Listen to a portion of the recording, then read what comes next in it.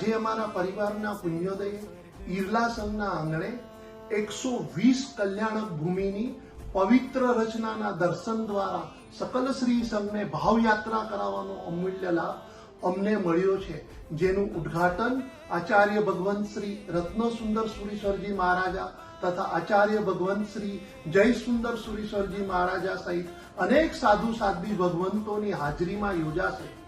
મુંબઈમાં સૌ પ્રથમવાર આવું ભવ્ય અને પાવન આયોજન થવા જઈ રહ્યું છે.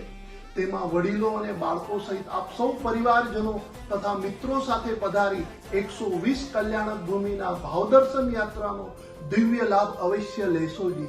પ્રણામ.